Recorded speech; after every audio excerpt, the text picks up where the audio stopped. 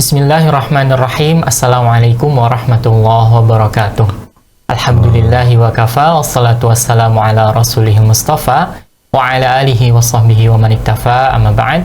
Alhamdulillah para pemirsa Aizah TV dimanapun Anda berada, kembali lagi di program acara konsultasi kesehatan. Tentunya kita panjatkan puja dan puji syukur kita kehadirat Allah Subhanahu wa Ta'ala, yang karena karunia dan nikmatnya, alhamdulillah kami bisa kembali lagi hadir dalam program acara pada kesempatan kali ini. Tak lupa salawat serta salam kita aturkan kepada junjungan Nabi besar kita, suri tauladan kita, serta uswah hasanah kita, Nabi Muhammad Sallallahu Alaihi Wasallam. Dan semoga salawat yang senantiasa kita ucapkan ini sampai pula ke kerabat beliau, ke sahabat beliau, dan juga kepada orang-orang yang mengikuti beliau dengan baik hingga akhir zaman. Amin ya rabbal alamin. Ikhwatal Islam, a'azani Allah wa iyyakum, para pemirsa Aizah TV. Pada kesempatan kali ini kita kedatangan narasumber, yaitu Dr. Budi Yustitia SPOT.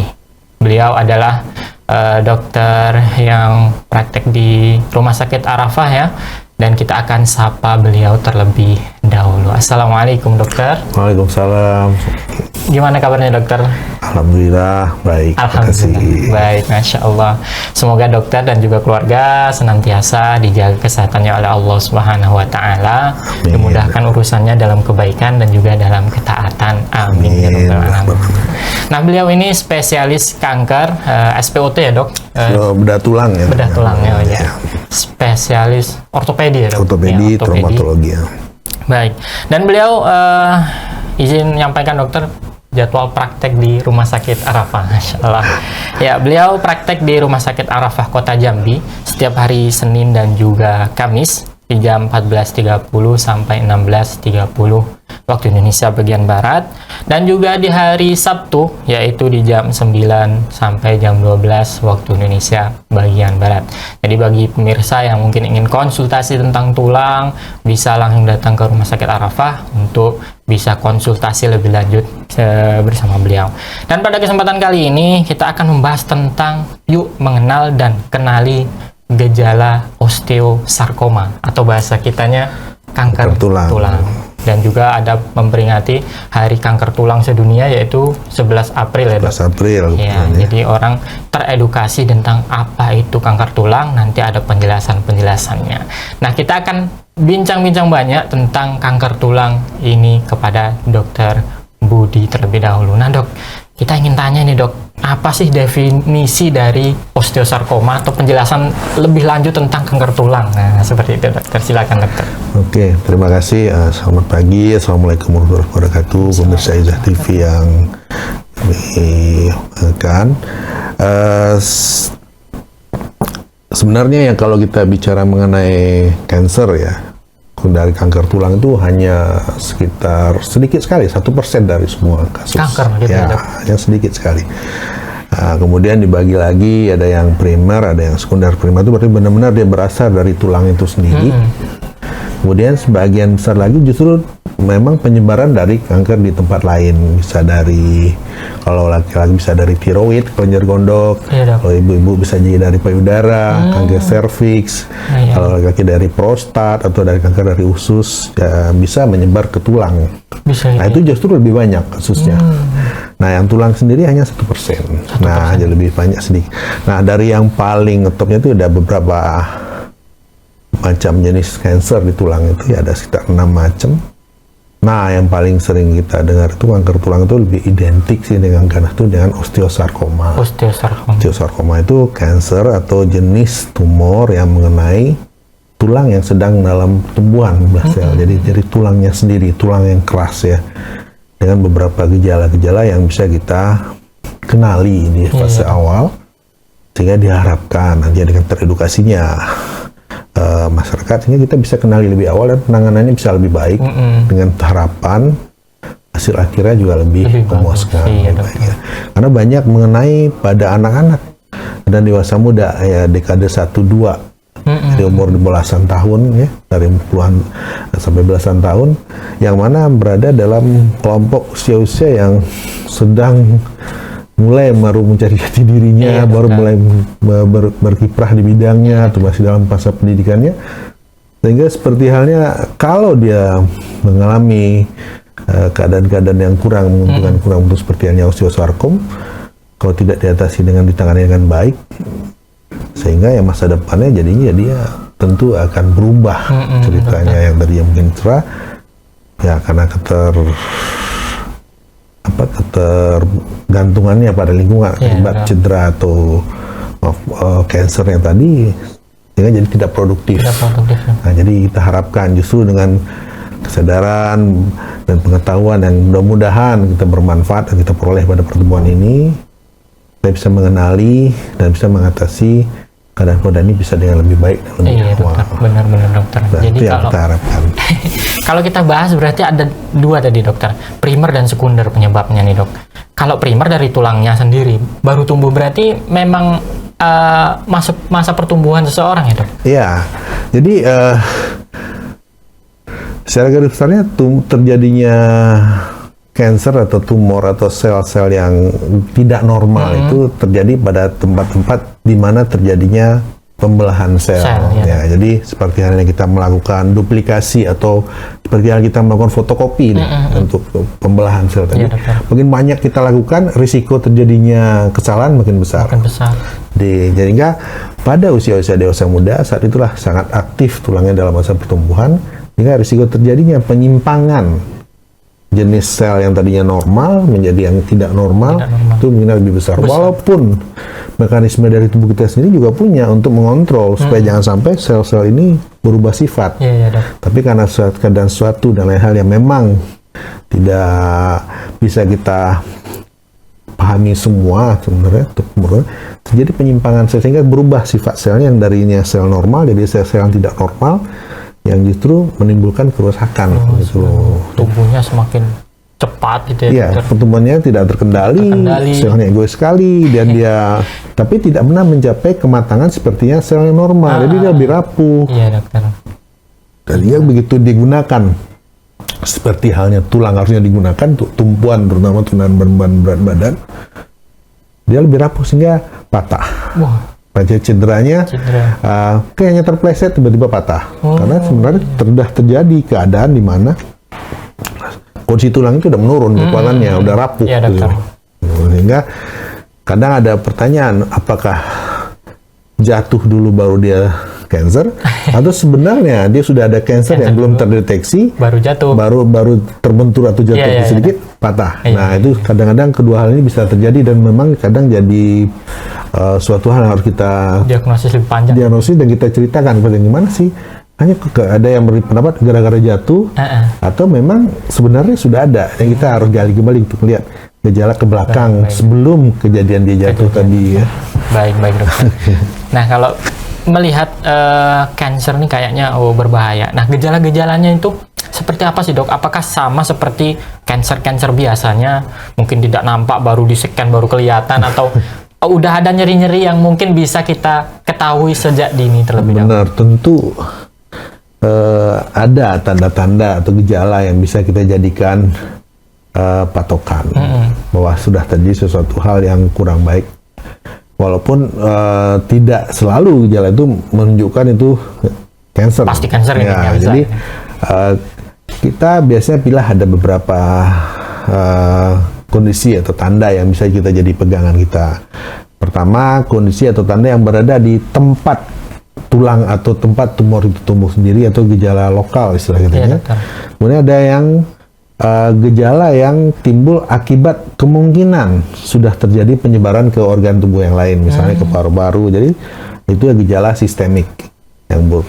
Nah, gejala lokal biasanya yang paling sederhana awal yang sebelum mungkin bisa terlihat adalah terasa. Ada rasa sakit yang tidak normal.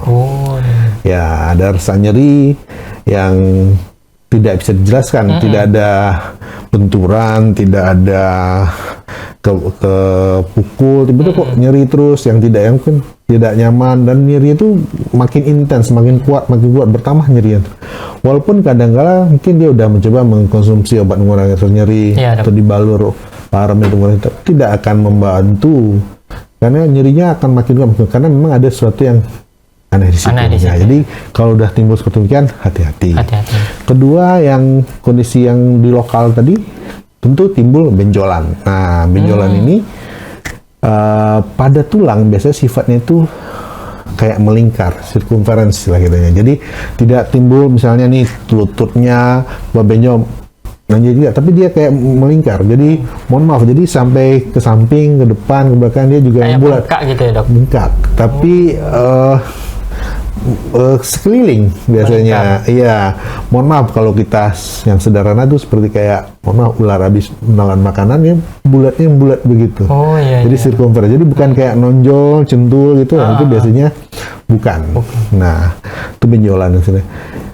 Kemudian yang lokal lagi, lokal nyeri adanya kemudian itu cedera dengan yang disebabkan oleh mungkin trauma atau benturan yang secara logika, secara kasar nggak akan patah, nggak akan mungkin terpleset sedikit, tiba-tiba patah, atau bentur, tiba-tiba patah. Itu menandakan bahwa sudah terjadi perubahan-perubahan pada tulangnya sendiri. Nah, itu 3 utama gejala yang lokal.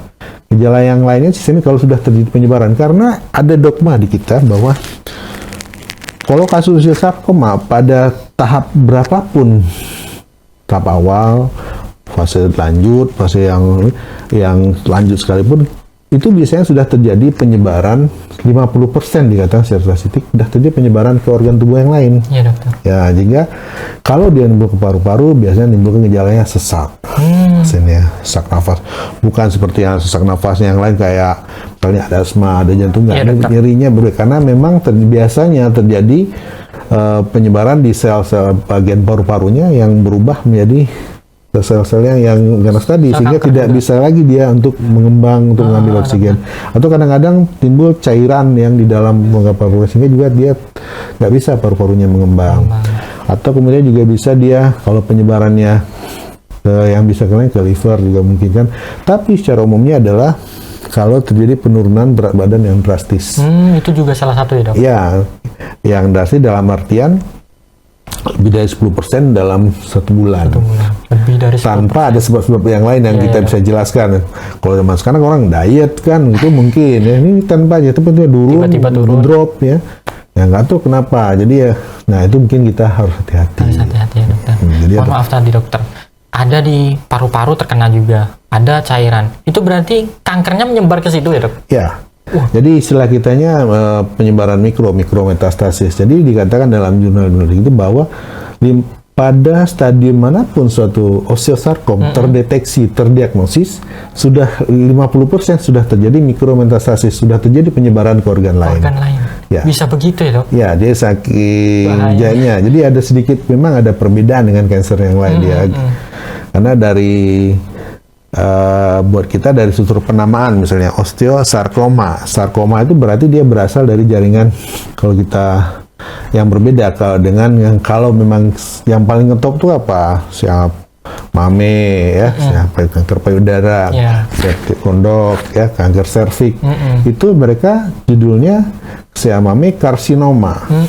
Serviks karsinoma. Nah, jadi tiroid karsinoma, karena mereka dari struktur organ kelenjar dan berada, kalau istilah kita tarik kembali ke fase awal, ada 3 lapisan awal dari tubuh kita saat masih fase embrio.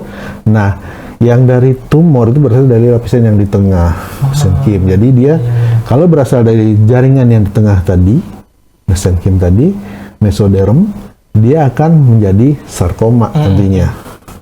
Kalau dia berasal dari yang paling luar, ektoderm, dia akan menjadi karsinoma nantinya. Jadi karena organ awalnya berbeda, pola penyebaran, bentuk pertumbuhan, gejala-gejala yang ditimbulkan, dan konsekuensi yang berhubungan dengan penanganan, kemudian diagnosis itu berbeda. Berbeda juga, Dok. Ya.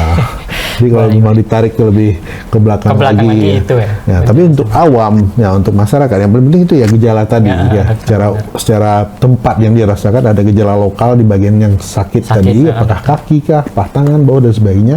Kemudian gejala sistemik, gejala yang mempengaruhi seluruh sistem di tubuh. Nah, tadi yang perlu jadi perhatian sebenarnya. Walaupun namanya tanda dan gejala, itu banyak kemiripan dengan kondisi-kondisi yang Iya lain. benar dok, benar. Nyeri banyak penyebabnya, bengkak banyak penyebabnya. Ya kan? Tidak bisa kita langsung, wah ini vonis ini pasti kanker tulang. Itulah disitulah mungkin diperlukan suatu pemeriksaan yang spesifik untuk kanker tulang tadi. Iya, jadi kalau ada nyeri-nyeri atau apa, jangan langsung divonis, oh ini kanker tulang atau diagnosis sendiri dokter. Iya, itu kadang baca-baca Google, oh langsung kanker tulang. Iya, apalagi itu memang Ya Allah. tentu untuk referensi literasi itu Ya, tentu benar, bagus sekali ya, baik silakan mencari. Tapi kalau untuk confirm tetap sampai sekarang yang standar baku emas nih, golden standar untuk bahwa tentukan ini benar nih suatu keadaan yang sudah berubah sifat selnya, itu kita harus lihat selnya, itu biopsi. Nggak cukup hanya dengan tanda-tanda gejala tadi, dokter pun tidak akan bisa memutuskan karena tidak kuat dasar-dasarnya. Kita bilang ini kanker tulang, tapi hanya damai dari gejala, enggak bisa. Harus kebenarannya, kesahihannya, validitasnya rendah pasti. Bisa dengan dasar itu kita memutuskan, oh ini harus dioperasi, enggak. Iya dokter, benar. Jadi kalau harus apa nih, misalnya ada sakit, harus konsultasi gitu ya. Nah itu mungkin diperlukan ya, saling melihat kembali. Kadang-kadang justru secara pribadi kita pun bersyukur dalam artian salah sepikirannya ternyata udah mikir kemana-mana, baik dari sisi pasien, baik di sisi saya sendiri juga karena menerima konsultasi, waduh ini cancer jangan-jangan. Tapi kita confirm dengan pemeriksaan lanjutan, baik itu laboratorium atau ronsen atau radiologi, ternyata bukan. Alhamdulillah, kita jauh syukur itu ya. Aduh, mudah-mudahan nggak ribet, nggak panjang ceritanya gitu kan. Tapi kalau sampai gitu kan, iya.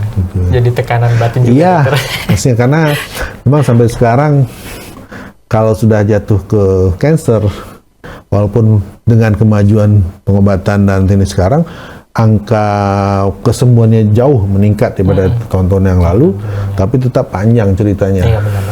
Pasiennya, waktu, biaya, terutama ya, kesempatan dan mungkin ya, rencana-rencana yang disusun misalnya untuk karir, sekolah, tunda dulu semua.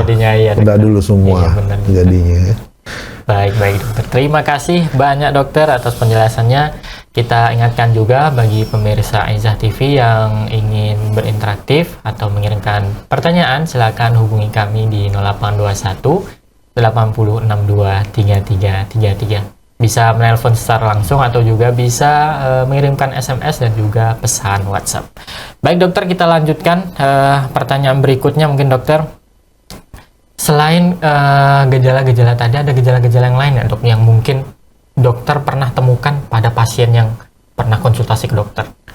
Ya tentu, jadi dari tadi yang kita sampaikan gejala-gejala klasik ya, yang untuk merupakan suatu tanda-tanda yang menjadi istilahnya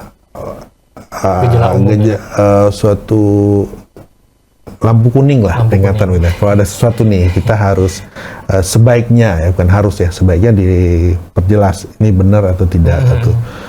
Nah, kemudian dari yang tanda-tanda tadi, kita mungkin tanda-tanda yang lebih spesifik ya, mungkin kalau pas sampai ketemu ke dokternya atau ke tenaga kesehatan yang lain atau yang memahami.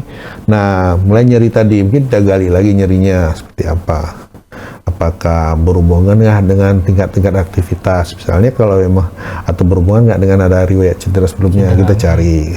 Kemudian yang benjolan tadi, nah selain tadi benjolan tadi, memang adakah terjadi progresivitas makin membesar dalam jangka waktu berapa, cepat, lambat, atau sedang, karena kita ada juga yang kita kenal dengan tumor doubling time. Dia perkirakan kalau dia membesar 2 kali lipat dalam waktu misalnya 1 bulan, nah akan berbeda halnya kalau dia tumbuh dalam waktu 2 kali lipat sekitar misalnya hanya 2-3 hari.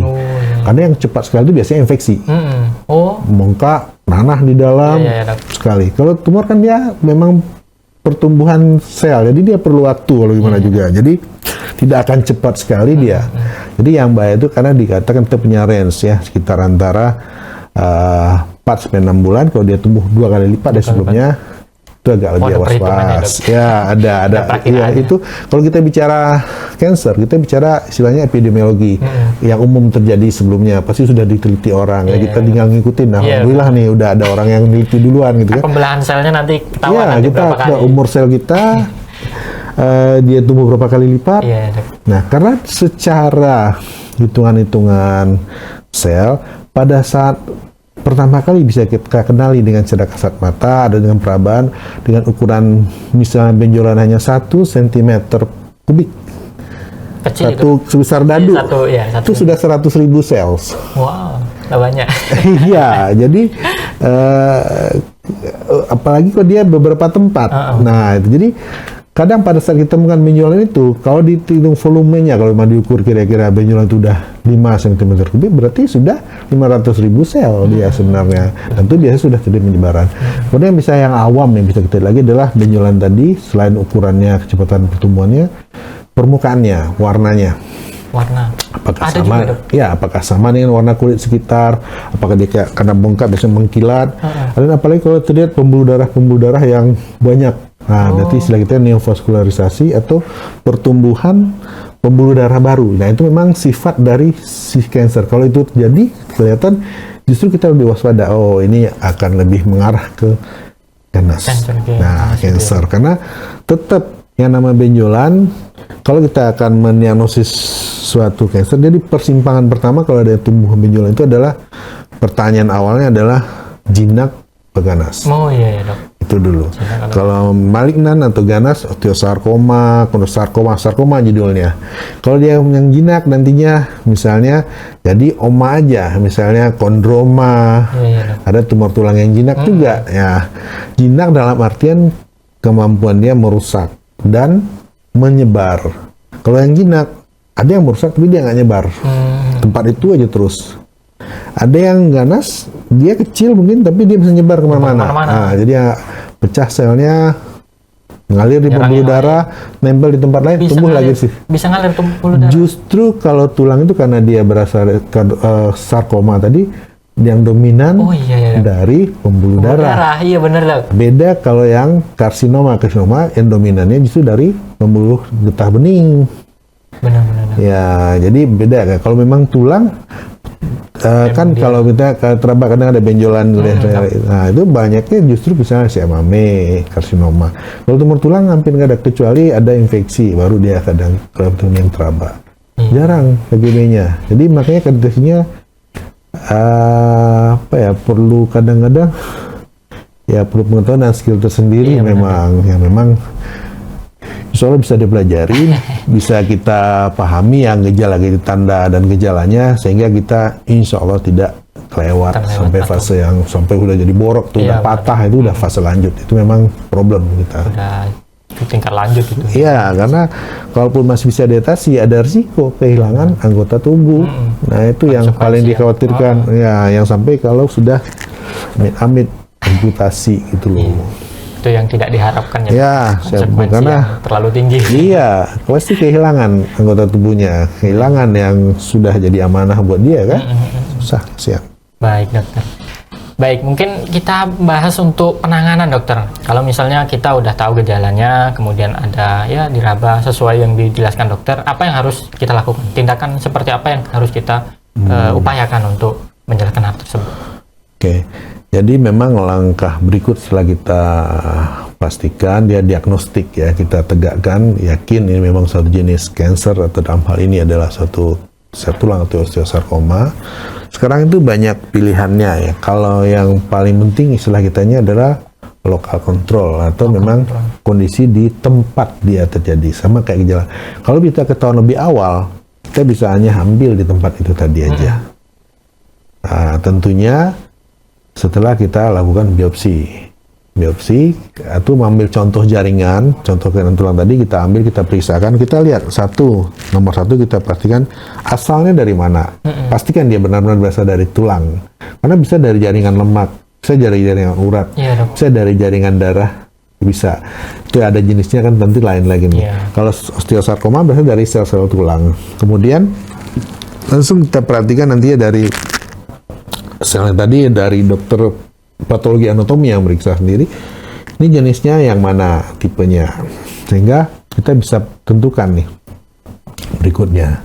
Kalau osteosarkoma, nah dalam hal ini pembedahan nih yang tugas saya yang dominan nih ortopedi, itu justru hanya di fase-fase awal. yang tindakan yang melakukan operasi.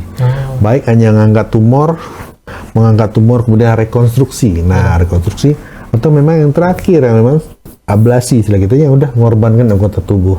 Misalnya di daerah pergelangan kaki atau di daerah lutut, berarti kita harus angkat di daerah jaringan normal di pertengahan paha gitu loh.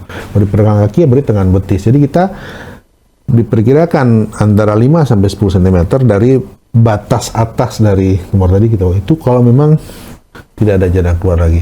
Karena walaupun sumbernya kita angkat, seperti yang kita bicarakan tadi, 50% udah nyebar ke paru-paru. Kemana-mana ya, Dok?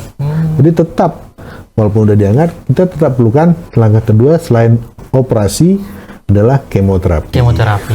Ya, dan kemoterapi ini memang tidak semuanya bisa mampu menerima, karena memang obat yang digunakan itu adalah obat untuk membunuh sel. Membunuh sel yang istilah kitanya harus spesifik. Ya, obat kemoterapi yang itu spesifik, biasanya dia benar mengejar sel-sel yang tidak normal. Tapi sampai sekarang belum ada yang 100% spesifik, itu nggak ada. Pasti tetap ada kerusakan di sel normal jadinya, ikut kena. Contoh konsekuensinya mungkin itu yang semua udah tuh, bakal habis, semua untuk belum lagi gejala-gejala efek samping yang lain, ada mual, ada Nah, itu kemoterapi. Kemudian tadi bedah, kemoterapi, yang terakhir juga kita bisa kadang-kadang kombinasi. Antara kemoterapi dulu, nah itu malah yang terkenal sekarang yang sandwich program. Apa itu, Dok? Sandwich itu kan kayak roti, isinya roti. Jadi kemoterapi dulu, kemudian selnya tumornya mengecil, dioperasi.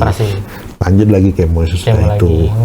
Nah, sehingga yang tidak berkembang sekarang juga dengan sandwich tadi ada sekarang istilah megaprostesis. Jadi memang diangkat, tapi dengan konsekuensi misalnya tulang pahanya, tutupnya diambil karena tumor, kemudian yang defek atau tadi kan hilang tuh, nggak ada lagi tulangnya, lututnya. Nah, itulah digantilah dengan benda-benda buatan manusia, implan prostesis istilahnya di dalam. Pasang gitu ya. Ya, itu di kita di Indonesia alhamdulillah sih sudah bisa dilakukan, tapi masih memang di rumah sakit besar, dan di Kota Jambi kita belum sanggup kerjakan. Palembang alhamdulillah sudah ada, karena Jakarta tentu ada beberapa rumah sakit besar ya, yang punya tindakan. Memang itu benar-benar diganti, bisa sepanjang sendi lututnya semua plus tulang-tulang yang diambil tadi, baik yang kombinasi kadang-kala dengan tulang yang dari bone bank kita bisa ambil dari bank jaringan untuk menggantikan tulang, ditaruh di situ. Baru jaringannya nampak. Iya, kemudian baru pakai pen atau implan lagi yang ditanam permanen di situ. Baik, dokter. Nah, itu terus gimana, Dok, kalau ototnya kena juga, Dok? Gimana tuh? Iya, jadi prinsipnya pada saat melakukan tindakan operasi tumor, semua bagian yang terkontaminasi oleh tumor, oleh kanker harus diambil. Karena tujuan utama, hasil utama dari pembedahan itu adalah lokal kontrol, karena dia benar-benar kita angkat semua tumor di tempat itu dan tidak ada memperkecil kemungkinan terjadinya tumbuh di tempat yang sama. Ya, jadi itu lokal kontrol. Dan itu pun makanya pada saat dia diambil nanti ditandai beberapa titik, batas atas, batas bawah, samping kanan, samping kiri, depan dan belakang. Ditandai misalnya kita ikat, kalau yang di depan satu buah benang, belakang satu benang. Nah, nanti titik itu akan diperiksakan, diambil oleh dokter PA tadi untuk melihat yang namanya batas bebas tumor. Dokter. Nah, sehingga kita yakin bahwa yang kita ambil itu sudah nggak ada tumornya lagi. Ya, walaupun memastikan 100% nggak bisa. Kelihatan. Jadi yang kasat mata insya Allah kita lakukan, yang tidak kasat mata dan apalagi kalau ada masih sel-selnya, itulah kemoterapi yang insya Allah yang akan membantu. Baik, dokter, itu kayaknya udah parah sekali sampai diangkat ya. Iya, tingkat memang yang makanya ini yang kita ikhtiar ini tahunya di awal. Sehingga kalaupun terjadi hal-hal yang memang harus dilakukan juga tidak menimbulkan risiko atau gejala sisa istilah kitanya yang berat, sehingga pasiennya tetap bisa aktivitas, bisa tetap menjalankan kegiatannya, mungkin dengan penyesuaian yang jauh lebih minimal dibandingkan harus, mohon maaf, kalau harus diambil anggota tubuhnya tadi ya. Itu udah terlalu parah, dokter. Iya, karena kadang kita sampai pada pilihan yang memang tidak enak dua-dua jawabannya. Mungkin disetujuin kehilangan anggota tubuh, tidak disetujuin ada risiko kehilangan jiwa dalam hal ini. Yang lain diserang. Iya, karena ya memang kita tuh seorang diberi, bukan kita bawa, ya tidak ada yang bisa nentuin ajal, tapi kan kita ini bicara masalah presentasi atau kemungkinan-kemungkinan yang kita pahami kalau perjalanan penyakitnya seperti apa. Gitu. Baik, terima kasih dokter. Baik dokter, mungkin kita akan bertanya tentang para penanya ini. Ada yang mengirimkan, ya silakan bagi pemirsa Azah TV yang ingin mengirimkan pertanyaan, silakan hubungi kami di 0821 8062 3333. Baik, dokter, ini ada pertanyaan, apakah chiropraktik atau pijat kretek bisa menjadi salah satu penyebab osteosarkoma atau kanker tulang? Nah, ini belum kita bahas juga dokter nanti. Penyebab osteosarkoma apa aja dokter? Bisa dijelaskan sekaligus dokter?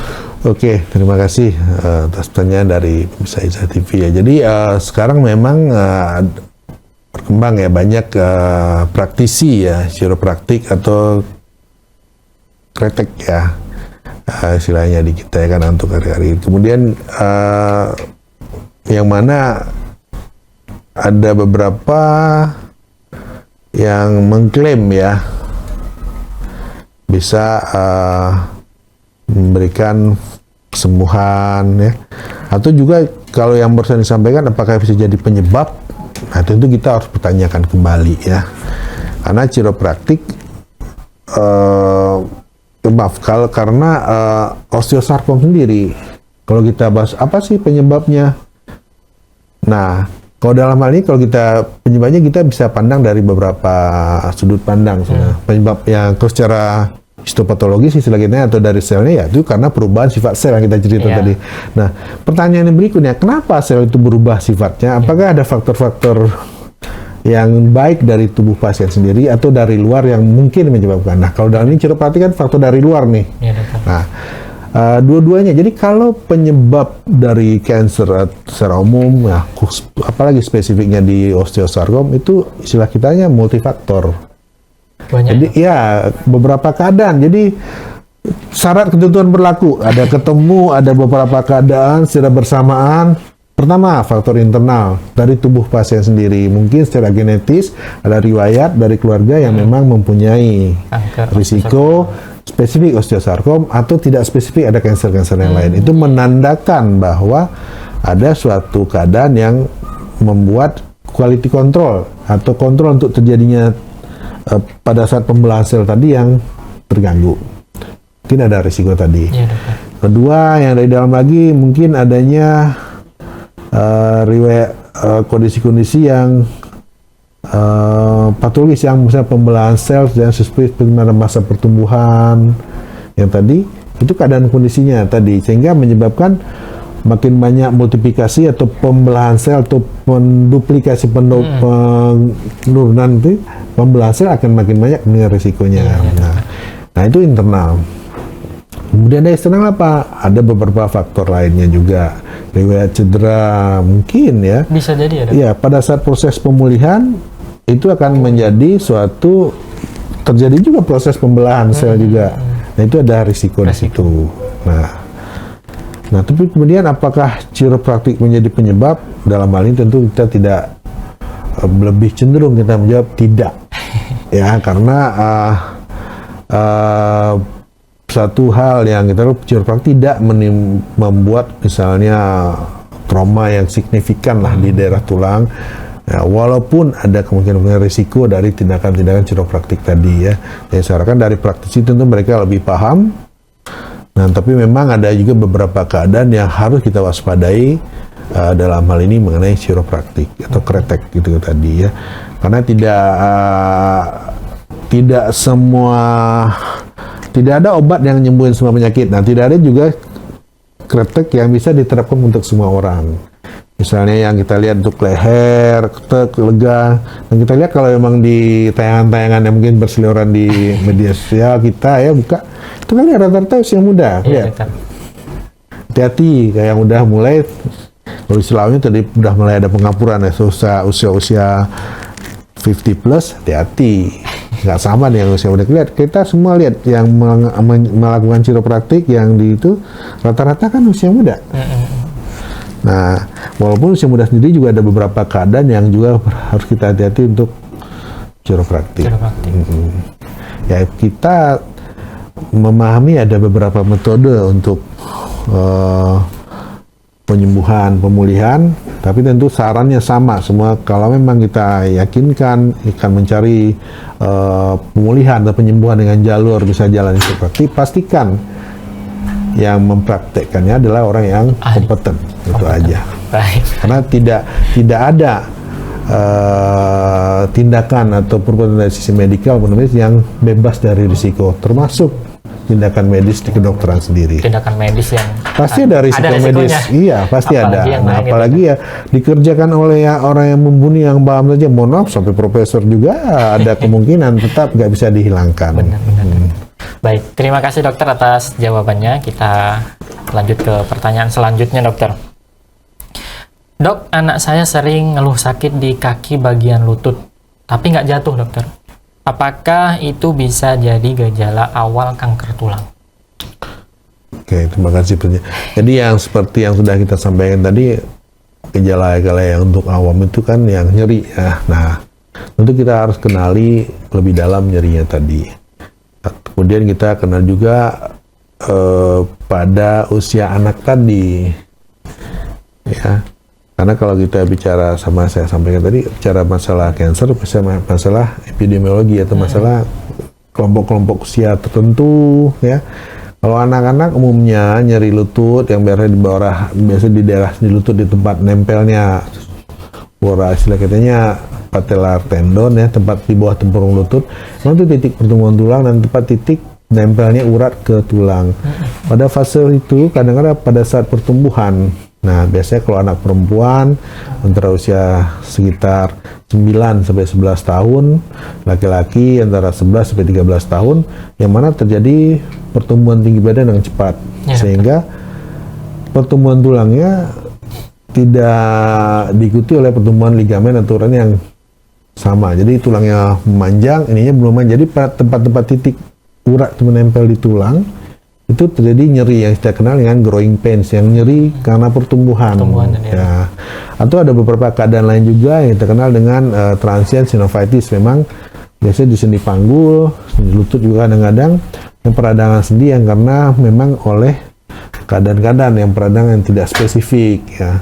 Tapi itu biasanya transient atau sementara. Ya. Kalau diistirahatkan nyerinya berkurang. Atau kalau ada memang treatment yang dilakukan, misalnya diberi kalau pertolongan pertama, misalnya parem atau diberikan atau jenis obat gel penghilang nyeri ya. Apalagi kalau sampai ada obat konsumsi obat nyeri biasanya hilang dia teratasin. Cuman memang kalau dia tidak teratasi disertai dengan tanda dan gejala-gejala yang lain tadi, nah itulah waktunya kita mencari keterangan yang lebih baik. Lanjut. Konsultasi berarti dokter. Monggo. Dokter harus datang langsung ke dokter, kok ini masih sakit, masih nyeri ya langsung. Dokternya pun pasti ingin memastikan juga ini apakah yang biasa aja atau memang ada sesuatu yang lain yang harus kita tangani lebih lanjut. Baik dokter. Baik, terima kasih dokter atas jawabannya dan semoga bisa menjawab pertanyaan yang masuk tadi. Kita beralih ke pertanyaan selanjutnya, dokter. Dok, apakah terkena paparan radiasi yang tinggi bisa menyebabkan kanker tulang? Ini pertanyaannya agak aneh lagi. Enggak aneh. Memang ada salah satu faktor. Ya, betul sekali yang disampaikan dari pertanyaan saudara penanya pemirsa ISA TV tadi. Ada suatu keadaan kanker tulang yang berhubungan dengan radiasi, ya, yang ada riwayat pada sebelum terjadi perubahan tulang itu ada radiasi, terutama dalam hal ini ronsen, kemudian CT scan, ya. Tapi ini sangat individual sifatnya. Dalam artian, satu, tingkat radiasinya sendiri. Ronsen CT scan adalah pemeriksaan yang menggunakan sinar X dan aman. Itu dulu. Jadi bukan berarti sekali sinar X terus jadi enggak. Ya, jadi istilah kitanya kalau memang seorang praktisi radiasi, misalnya radiolog ya, orang yang melakukan ronsen, mereka punya tag ya. Berapa kali gitu? Ya, dosis radiasi yang bisa terpapar dalam setahun itu harus dibatasin memang. Dan kalau hitung-hitungan kasarnya, kalau yang diajarkan dari dulu tuh, kalau untuk ronsen itu dosisnya kita 200 kali setahun. 200 kali setahun. Ronsen, iya. Jadi mudah-mudahan lah sampai sekarang nggak akan pernah kita akan mencapai dosis itu. Karena tidak akan terpapar seperti siapa sih yang orang awam yang harus di ronsen 200 kali setahun. Sedangkan petugasnya sendiri juga nggak akan sampai gitu. Jadi bukan berarti saya sampaikan radiologi atau CT scan menyebabkan, tidak, tapi ada menjadi faktor risiko. Dibandingkan orang-orang yang tidak pernah mengalami radiasi, seseorang yang mengalami radiasi akan mempunyai tingkat risiko lebih tinggi untuk mengalami osteosarkoma tipe tertentu. Dan biasanya tipenya itu riwayat radiasi sebelumnya timbul pada usia yang lebih tua. Nah, kalau kelompok tadi osteosarkoma pada usia dekade 1-2, dia di dekadenya 5-6. Di akhir ya, Dak. Iya, jadi radiasinya entah kapan, kejadiannya ke depan jauh.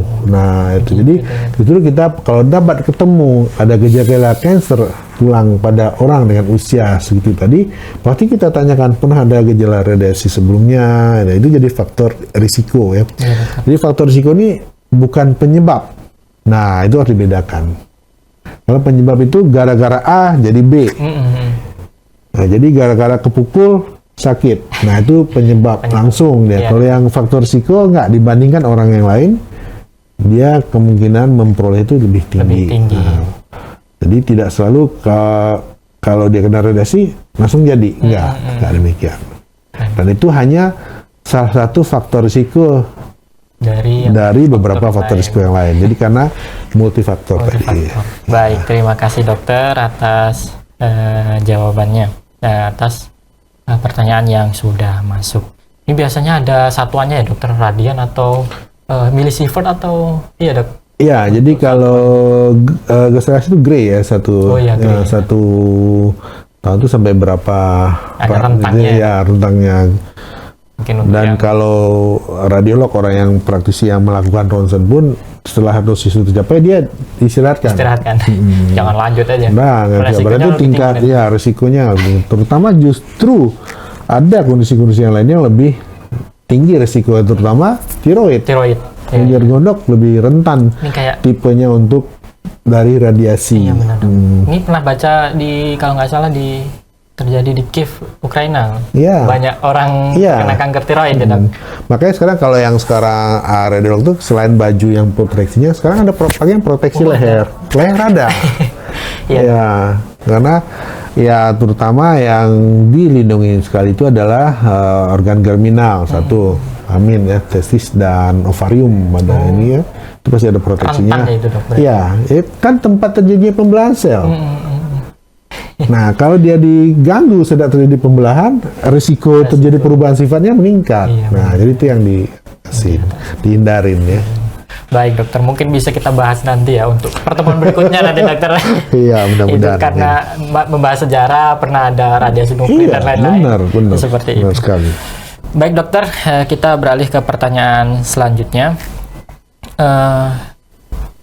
Dok, tes apa yang harus saya lakukan kalau curiga anak saya kena gejala osteosarkoma seperti yang dokter bilang tadi? Apakah mahal biayanya? Baik, silakan dokter. Tentu. Oke, terima kasih pada Pak atau Ibu yang menanyakan barusan dari Pusat TV. Jadi memang pada saat kita untuk melakukan diagnostik, nah ini kuncinya sekali diagnostik, kita harus memastikan betul apakah ini benar. Nah, kalau kita temukan tanda dan gejala mengarah ke arah suatu osteosarkom ya, atau suatu kanker tulang ya, kita belum bisa pastikan, misalnya kita akan melakukan pemeriksaan awal itu berupa pemeriksaan radiologi atau ronsen atau foto polos ya, foto yang pada tulang yang bersangkutan ya. Kemudian biasanya diambil dari dua sisi, dari depan atau dari samping, kita untuk memperkirakan kira-kira volumenya, ukurannya dari depan dan samping seperti apa. Kemudian bisa dibantu dengan pemeriksaan-pemeriksaan laboratorium atau darah yang berupa baik berupa suatu penanda juga bahwa ini suatu aktivitas tulang yang tidak normal, atau kemudian juga bisa kita gunakan namanya lagi pemeriksaan tumor marker. Kalau dia berupa tumor yang disebabkan oleh penyebaran dari tempat lain. Nah, jadi prinsipnya adalah seperti halnya investigasi ya, sama seperti yang dilakukan mungkin aparat juga. Yang paling utamanya itu menemukan pelakunya nih. Nah, kalau terjadi pencurian, ketemu malingnya. Kalau ketemu sakit, ketemu osteoartritisnya. Yang kedua, kalau kita bisa temukan jejaknya. Nah, jejaknya itulah dari pemeriksaan laboratorium darah tadi yang memperkuat sebenarnya. Nah, setelah itu kita dapatkan, kalau memang mengarah kepada suatu osteosarkoma, jadi kita masih buat tuh suspek atau dugaan ya, karena diagnosisnya adalah hasil dari biopsi nantinya. Nanti kita lakukan operasi kecil lah sebenarnya untuk mengambil contoh jaringan dari benjolan atau tempat yang tadi. Diambil ya, Dok? Dioperasi, diambil sedikit, mungkin ukurannya cukup 1 cm persegi juga cukup. Nanti diperiksakan. Jadi diperiksakan oleh dokter spesialis patologi anatomi, dalam hal dokter ahli anatomi yang khusus pada penyimpangan jenis sel gitu, perubahan-perubahan. Jadi patologi, udah bukan keadaan-keadaan yang normal. Nah, nanti hasil dari pemeriksaan tadi akan keluarlah suatu hasil pemeriksaan histopatologi. Jadi keadaan sel tadi jenisnya apa, sifatnya bagaimana, tipenya yang mana. Sehingga dari itulah kita dapat mengambil kesimpulan ini osteosarkom tipe A, tipe telanjang. Ini kondrosarkom kalau memang dia bukan, atau memang dia ternyata suatu peradangan biasa aja. Nah, dari situlah kita kemudian memutuskan apa langkah berikutnya. Kemoterapi kah, atau dibedah, atau pembedahan, atau kombinasi. Jadi untuk diagnostik ada beberapa pilihan. Nah, kemudian kita juga perlukan kalau kita curiga ada penyebaran ke tempat lain. Jadi yang paling sering, karena dia paling sering ke paru-paru, biasanya kalau kita curiga suatu kanker tulang atau osteosarkom, kita pasti juga lakukan pemeriksaan ronsen dada. Untuk ngecek paru-paru. Ya, kalau ada satu di sana. Kalau ada yang meragukan, kita lanjut ke pemeriksaan yang lebih spesifik, lebih canggih. CT scan atau MRI bisa saja, Dok. Ya. Jadi yang pertama, tentu dimulai dari yang paling sederhana untuk menegakkan suatu diagnosis. Tidak kita sorbet langsung periksa semua, karena tentu akan berhubungan juga dengan hal yang ditanyakan Ibu Bapak tadi, biaya. Ya. Jadi kita yang bisa dokter gimana, Dok? Bisa menekan biaya enggak? Yang kita lakukan adalah memastikan bahwa pemeriksaan yang dilakukan ini adalah memang itu yang paling penting, itu yang paling krusial untuk menegakkan diagnostik. Harus sesuai SOP-nya. Iya, itu dulu. Nah, jadi apakah ada pemeriksaan yang bisa ditunda dulu? Jadi awal-awal kita ronsen, pertama kali kirim ronsen dulu. Dari ronsennya kita bisa mengambil kesimpulan yang lebih baik daripada hanya sekedar pemeriksaan fisik, benjolan tadi, nyeri tadi. Kalau masih ragu lagi, ya kita tambah dengan hasil laboratorium. Lebih spesifik lagi, kalau masih meragukan, baru misalnya CT scan dan lain sebagainya. Jadi nggak dari awal kita langsung CT. Ya, sehingga kita harapkan memang biaya atau materi yang dikeluarkan atau dibayarkan oleh si penderita dan keluarga itu memang bermanfaat untuk diagnostik atau penegakan diagnostik atau untuk investigasi dari keadaan si pasien, itu yang bisa kita pastikan. Jadi tidak mubazir dan tidak hambur gitu loh, memang sesuai kan gitu loh. Harus diperiksa, harus ketahuan gitu. Apalagi kalau sekarang memang kalau ada jaminan-jaminan dari asuransi kesehatan, baik dari pemerintah, BPJS kesehatan, atau asuransi private dan lainnya. Nah, jadi Itu pun tetap kita akan lakukan. Mau udah asuransi nih, hambur-hambur enggak, tetap sesuai yang kita lakukan gitu. Baik. Karena pasti ada quality control juga. Kan ditanyakan, kenapa kita nih kok banyak yang diperiksa? Nggak mungkin ya. Boros Benar ya. juga dokter. Iya. Baik, terima kasih dokter atas jawaban dari pertanyaan tadi. Mungkin itu tadi pertanyaan terakhir dokter, dan kita berikan waktu untuk dokter untuk memberikan kesimpulan pada kesempatan kali ini. Karena kan waktu yang tidak cukup dokter, mungkin bisa kembali di waktu berikutnya. Silakan dokter. Terima kasih ya kembali. Jadi alhamdulillah, mudah-mudahan ya hal-hal yang kita bicarakan, kita diskusikan pagi ini benar-benar bermanfaat bagi kita semua. Hal-hal yang saya sampaikan, mudah-mudahan kalau kesalahan itu murni kesalahan saya. Mudah-mudahan yang kebaikan ya kebenaran yang nyatanya dari Allah Subhanahu Wa Taala.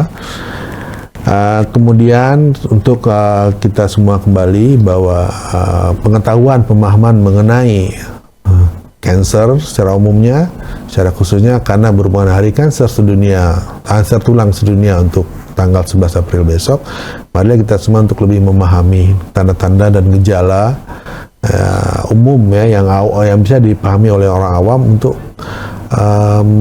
mendeteksi ya atau menilai suatu kadang-kadang yang mungkin mengarah pada keadaan yang kurang baik, yaitu kanker tulang.